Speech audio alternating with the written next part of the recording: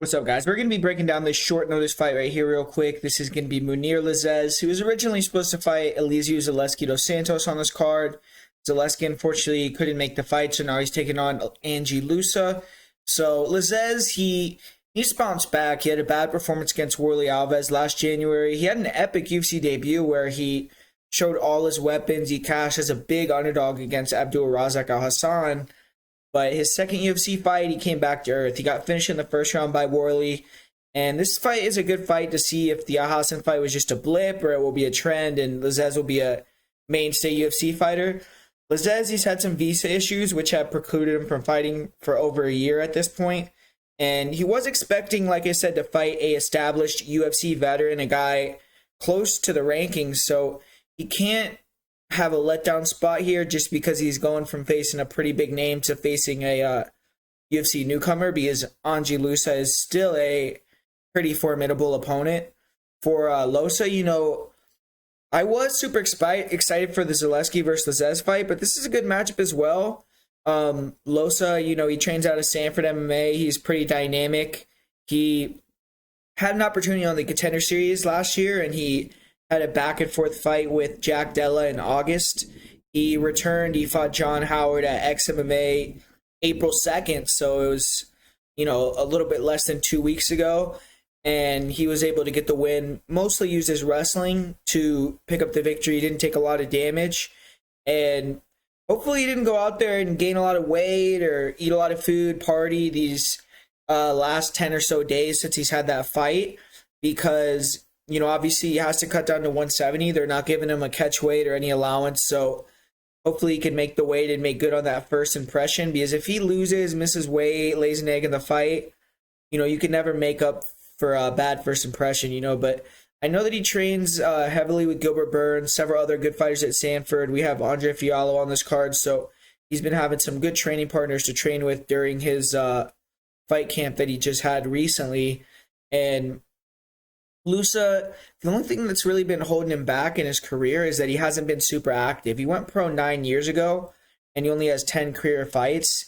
He went fought a few times in 2013 to 2016, but after 2016, he took over 2 years away from the sport, returned in 2018, fought once in 2018, fought once in 2019.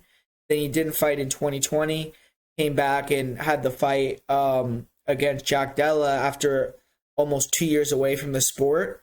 But the good thing about it is that he's still only 28 years old. He was 18 when he was making his MMA debut. So he's in the UFC at the right time, and he should be able to make an impact right away. He's fairly experienced. He's been in the game for a while, and he's training with a good camp now at this point. So I do like his chances at sticking around in the UFC.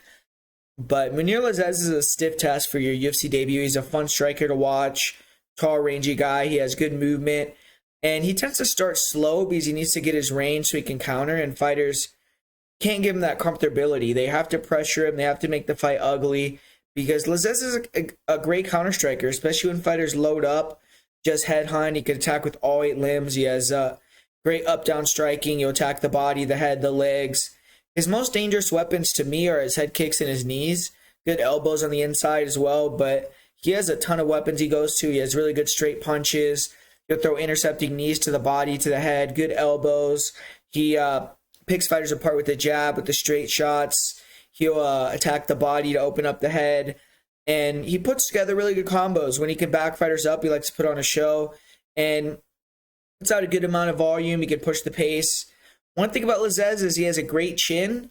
He can eat bombs, and fighters that really focus on attacking him to the head, he has a pretty good high guard as well. But he can kind of stand right in front of opponents and just take shots in the arms so he can wait to counter. And his body is available to be hit, and that's why in his last fight, he got hit with like 4 or 5 body kicks in a row, had no defense to it, got folded by Mounir Lazzez. And he kind of quit in that fight, in my opinion, but he needs to have a better performance here. His UFC debut, he went out there, he showed all his weapons and was able to put a striking clinic on Abdul Razak Al Hassan. So we know when Lazzez gets his timing, gets his rhythm, he could be really pretty and go to work. So he needs to try to find that in this fight. For Lazzez, grappling-wise, we did see him mix in some takedowns against Abdul Razak, and he will do that. He will, use his combinations and then level change under them, but isn't much of a great grappler. He doesn't have the best top control, doesn't have the most dangerous top game, isn't a big submission threat. I don't necessarily see him trying to take down Ange Loosa because Loosa is a guy that has very good takedown defense and is the superior grappler in my opinion. And defensively, I do think that he does have questionable defensive grappling, Lazzez. His takedown defense is not really that great. I've seen him taken down and controlled in multiple fights. His fight with Christoph Van Dijk, he got put in some bad positions on the ground. He was in a tight guillotine. He was in a armbar at the end of the first round. And he also lost a fight to Eldarov where he got out-grappled, got taken down, held against the cage for 15 minutes. But obviously, with his movement, with his counters, it's not just super easy to shoot in on him. You have to avoid some weapons. He's long. He's not going to be super easy to take down, but fighters that can time takedowns well can get him down. And once he's on his back, he's not that great. For his opponent, Ange Loosa, he's aggressive. He's a good grappler.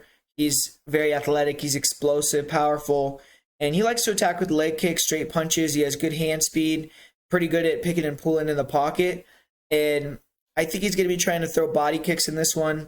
I see him trying to attack with body punches potentially as well after we saw Lazzez's last fight.